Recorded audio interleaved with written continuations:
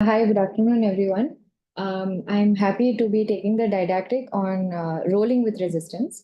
And today, I hope in the next 20 minutes or so, we can learn about resistance, learn about a few more related words, and then also learn about how we can tackle them in an MI interview. So, what is resistance? Resistance is nothing but sustained talk about the target behavior, right? So, resistance can come in many, many ways, right? I don't want to quit smoking. I don't think I could do it. I need to smoke to relax. Or I bought 4 packs of cigarettes today. When you hear such kind of statements from the client, it might seem like they're talking to you perhaps in a way that is not very, very nice to hear, right?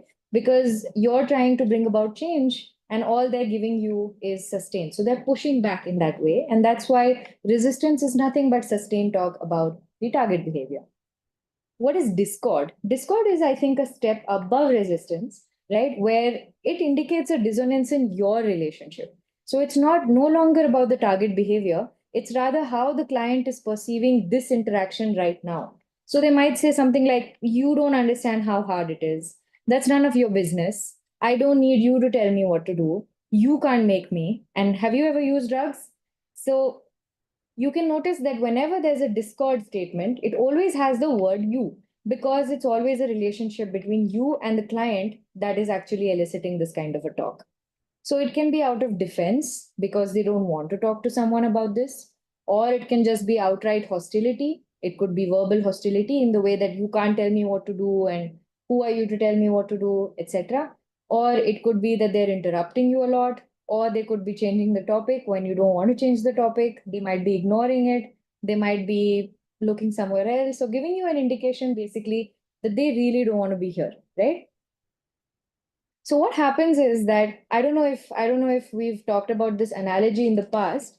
An MI interview is supposed to be kind of like a waltz, right? Where I take one step, you take one step, and we're in sync. But when there's resistance and when there's discord, it kind of feels like a wrestling match, right? So the therapist is thinking this person is being difficult on purpose. They're never going to change. This is part of their personality, or this is part of their disease. Okay, once an addict, always an addict. So the therapist might be thinking that. They might be thinking, oh, this is what they might have done with all of their therapists. No matter how much MI I do, he's not going to change or she's not going to change. Whereas the patient is thinking, they don't understand me. She or he is judging me. They're just like the last therapist, etc. So it's a constant tussle. Okay. And as you can see in the image, they're both locking heads. And most importantly, both of these parties are saying, I'm wasting my time. The therapist thinks it's a waste of time. The patient thinks it's a waste of time. And that's why there's so much resistance, right? So when you're thinking, why is this client being so difficult? The client probably has this scenario in their head wherein they have a script that they've already rehearsed, wherein the person that they talk to will always misunderstand them, will never understand, never listen, would never be able to help, and would always assume the worst about them. And they're kind of saying the lines from that script because they believe that to be true. And that might have actually played out in scenarios in the past. So it's not just in their heads, but it might actually have been an experience where they're misunderstood, etc., etc. It need not even be a therapist. Maybe they're misunderstood at home, they're misunderstood at work, or by friends. It could be anything. But basically, they're in a position where they feel, yeah, this person's not going to listen to me, so I might as well say it. You're never going to listen to me. You're never going to understand. You've never taken drugs, so how do you know? Right? But most importantly, resistance is sustained talk, discord is dissonance. But most importantly, resistance or discord is an opportunity. Okay. It's an opportunity, and that might be that might be like, that I'm saying it because but it truly is. In the way that you can actually rewrite the script, right? So when you're thinking, why is this client being so difficult? Why are they being so impossible to connect with, right? You have the opportunity to rewrite that role. So either you can view their resistance as a character flaw and tell them they're static, non-mutable, never going to change, and this interaction is a waste of time. I could just close my hands and do away with this interview if I would just think that.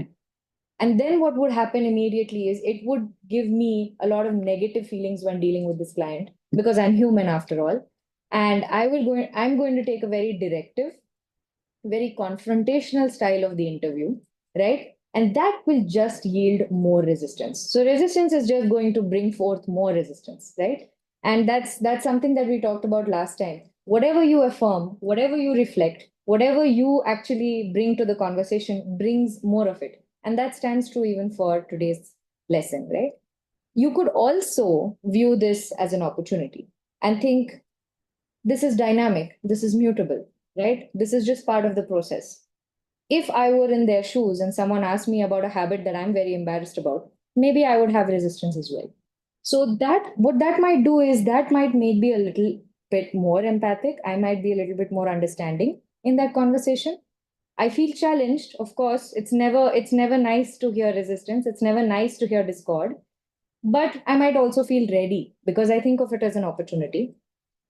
And ultimately, I will not lock their head. So if I don't lock head, discord cannot happen, right? And it takes two to tango, or it takes two to have a wrestling match. So I could actually rewrite this role of a therapist who never understands, who never listens, who always is very directive and very mean sometimes.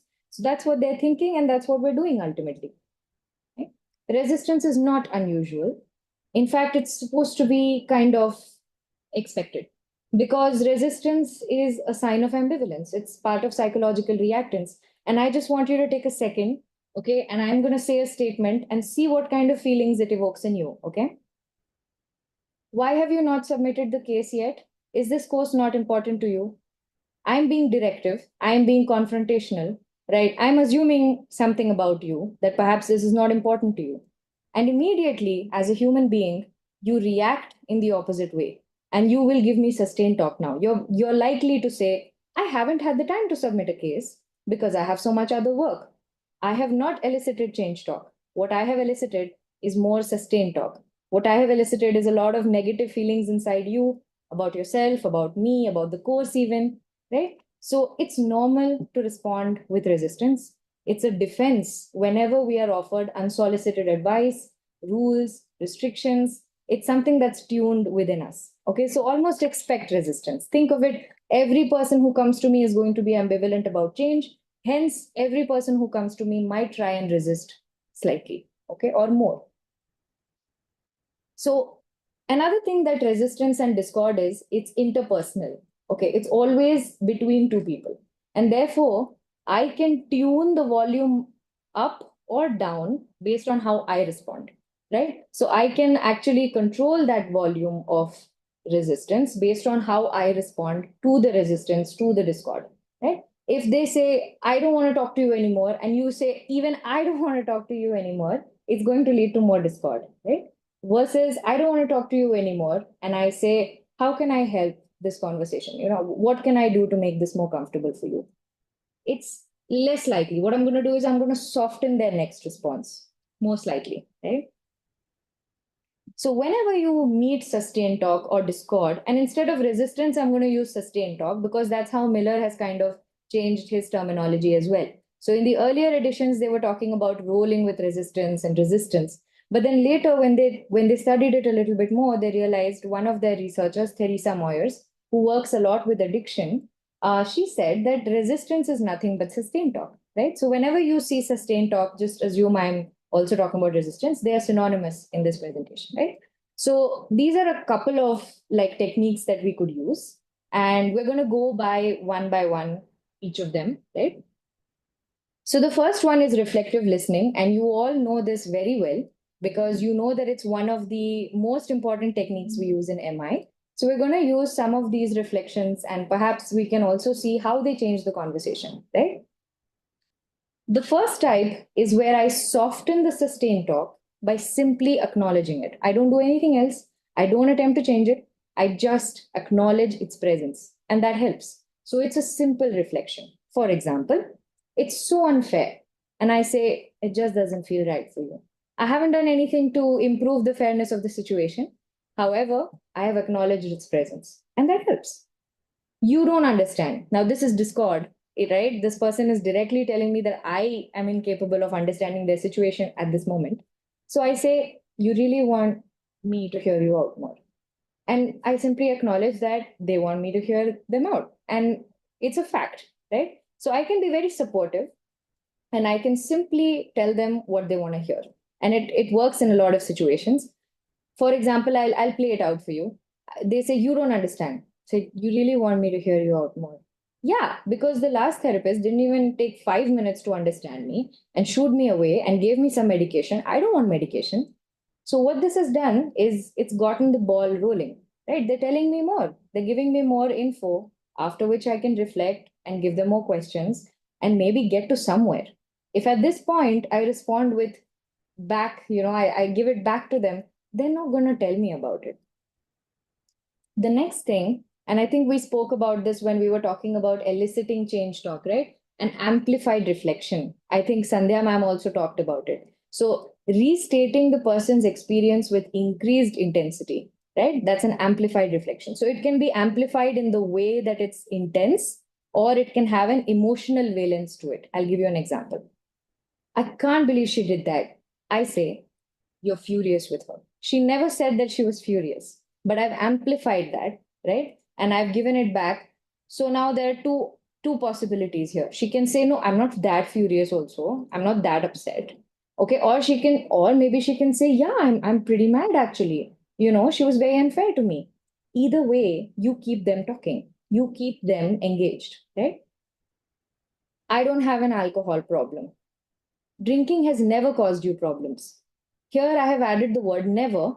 It has amplified that in the way that perhaps the frequency of problems arise. Maybe they'll say, no, not never. I mean, when I drink and drive, I mean, that's how I got this accident. But mostly, doc, I think I'm okay. No, but what this has done is it's given you a small slice, just to kind of reflect back later, maybe talk about it more. Another thing that we can do is do a double sided reflection. And this is after we've gotten some information, right? Because for a double sided reflection, you have to give two sides of the coin. And for that, you need to know two sides of the coin, right? So after a while, after you've been talking to this person for a while and they give you something that hits you and you're like, oh my God, they're resisting me a lot, then you can kind of bring this technique in, wherein you kind of give the sustained talk in context of the other side of the ambivalence because they're ambivalent. So I'll give you an example. The client says, I certainly don't want to have another heart attack. Okay. But the amount of exercise you're suggesting just doesn't fit into my life. So they're giving sustained talk. Yes, I have a busy job. I'm a single parent. I hardly have any time.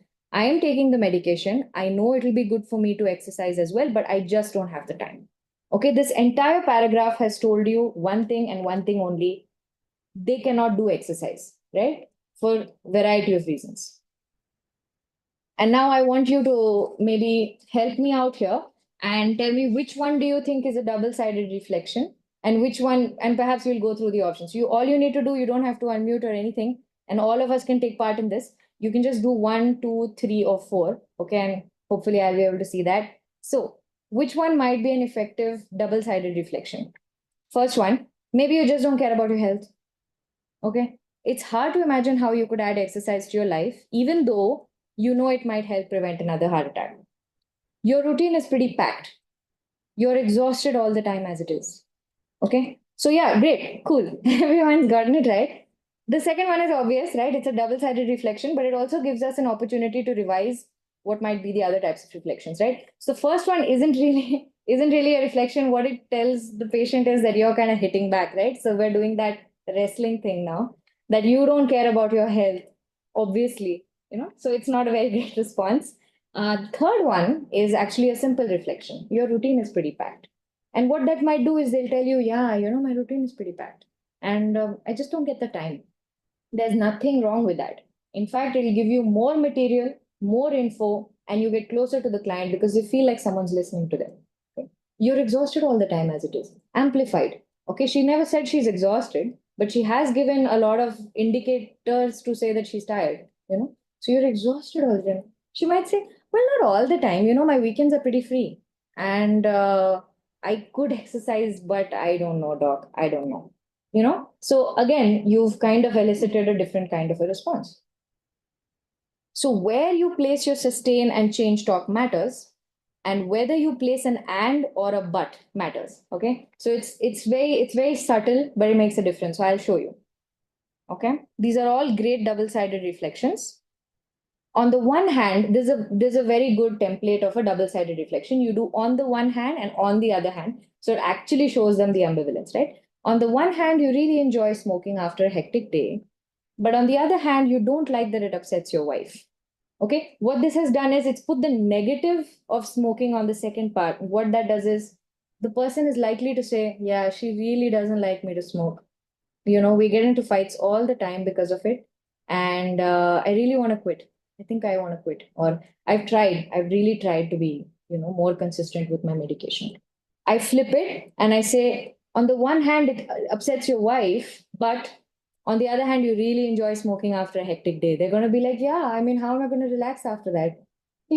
So wherever, if you place the but, okay, everything before the word gets de-emphasized, right? So it depends. How do you want to emphasize this? This is another way you do it. Even though you know exercise would improve your health and prevent heart attacks, it's hard to imagine how you could add exercise to your schedule. Very nice double-sided reflection, right? And what it has done is it's no buts, no ands. It's just a simple even though. Okay, so it's very clear that you're reflecting. You want to take your medication regularly, and you're worried about the side effects. And always says there are two sides of the coin. Whereas but says there's one side that's stronger than the other. You're worried you won't be up to speed, but you really want to rejoin your course. And they'll say, yeah, I really wanted to be, a psychologist. I really wanted to complete my degree. So, you see how that makes a difference?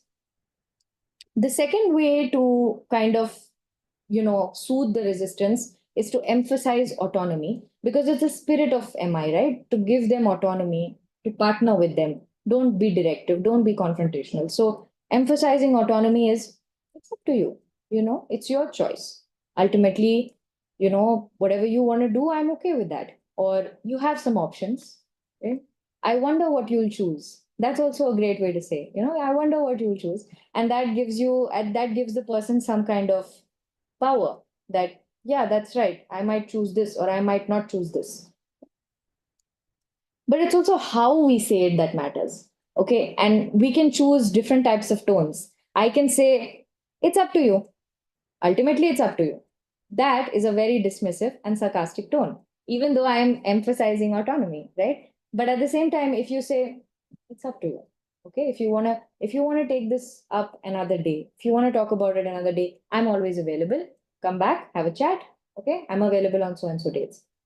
That's very different, right? So it's how you say it as well. Okay? The next thing is, if there's too much discord, if they say you don't understand, I hate you, something weird like that, where there's a lot of indication that it's to do with you, it's to do with your relationship right now. Apologize. Okay? You're not listening to me, and say, I'm sorry, let me try that again. What is it that you want me to understand? It softens it. Okay, they're immediately like, okay, this person said sorry, I'm going to try again. Or who are you to tell me what to do? You say, you're right. You get to decide what you're going to do. I'm sorry if I overstepped. I'm sorry if I gave an advice that didn't sit right with you. What are you thinking? Right? The next thing we can do is reframe it. Because if things are getting too heated, we just kind of, sometimes they're like, are you calling me an addict? And then you can say, I don't care too much for that. Okay. I don't care what people call people. What I care about is decreasing your discomfort. And now I've reframed it to their discomfort, to whatever's brought them here. I don't care about what they're, so getting worked up about, because I genuinely do not want to, touch that nerve. What I want to understand is how drugs have been affecting your life. And what this might do is, okay, fine, I'm not going to get so worked up about whether they're calling me an addict or not. I want to discuss how I can be more comfortable.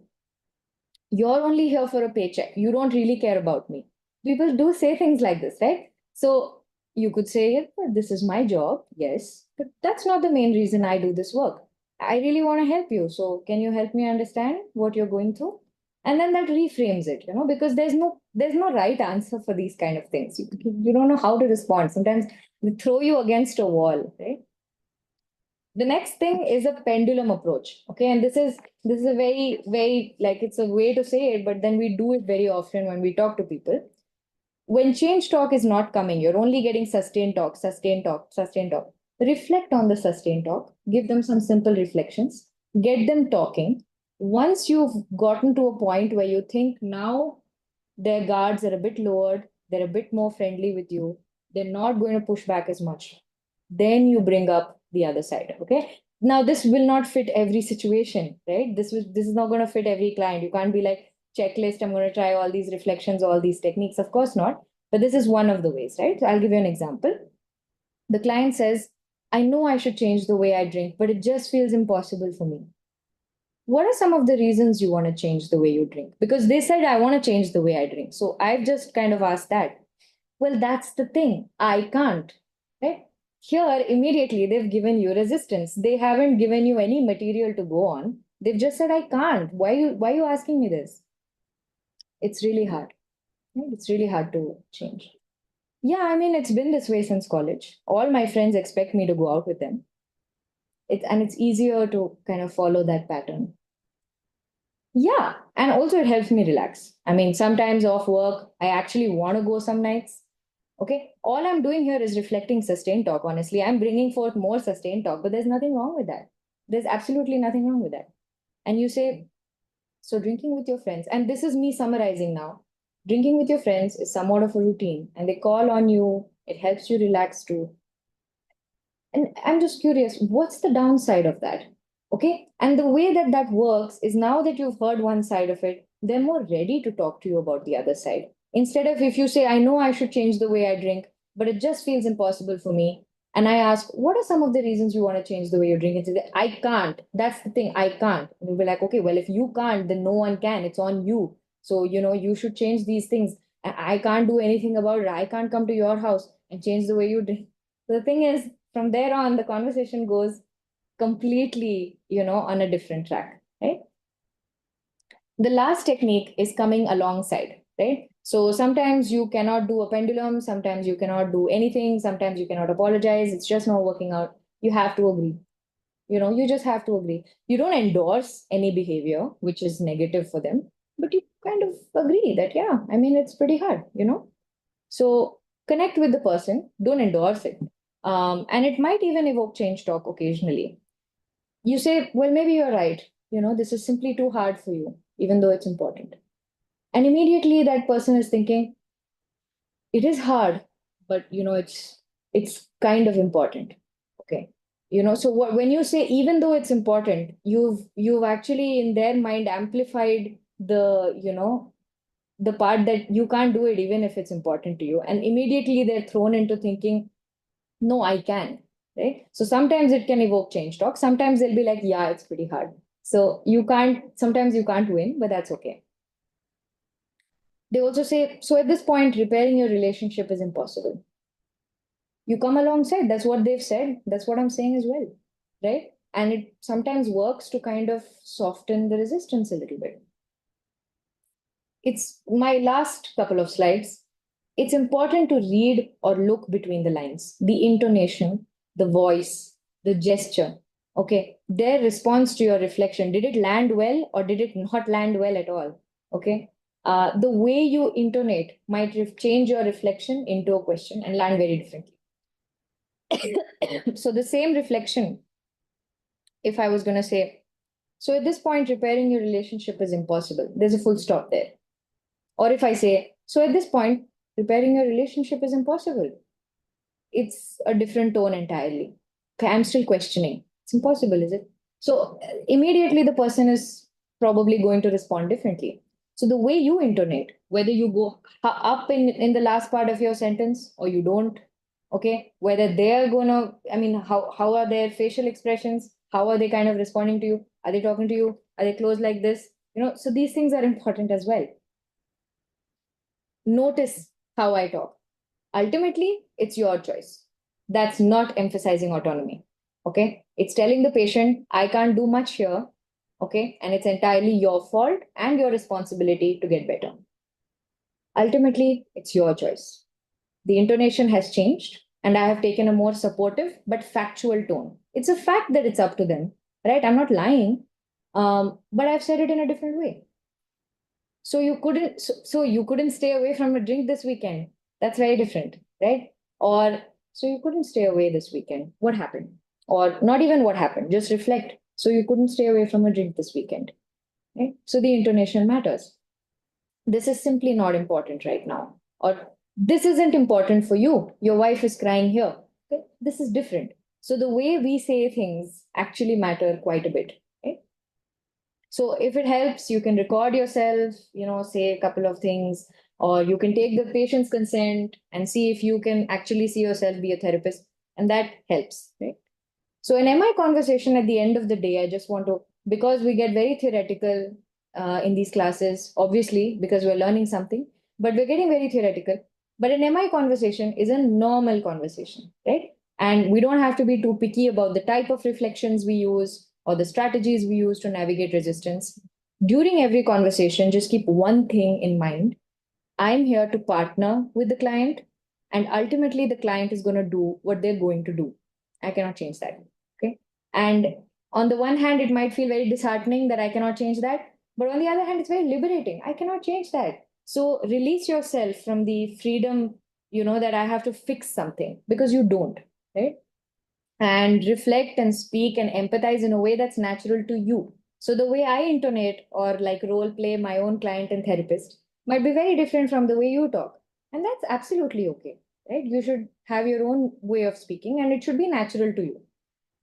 Finally, there's no right or wrong reflection. I hope we've established that, right? Because no matter what you reflect, sometimes you reflect and more sustained talk comes. Big deal, right? It's a waltz. You waltz with them, you take one step forward, one step back, doesn't matter, you're still dancing, right? And we just kind of refine our skills and see if we can get the client to open up more and ultimately resolve their ambivalence, even if the choice that they make after resolving that ambivalence is something that you would not choose, right? So suppose they ultimately say, doc, I want to drink every weekend and I don't know what else to do about it. I personally feel that they shouldn't be drinking, and if I had a liver like theirs, I wouldn't, right? But that's just not up to me. Okay. So, and of course, you can give advice in MI, just take permission and then give your advice, give your two, 2 cents on the topic and tell them, listen, I'm genuinely concerned about your liver. But ultimately, you must remember it is their choice, right? So I hope that was informative to you.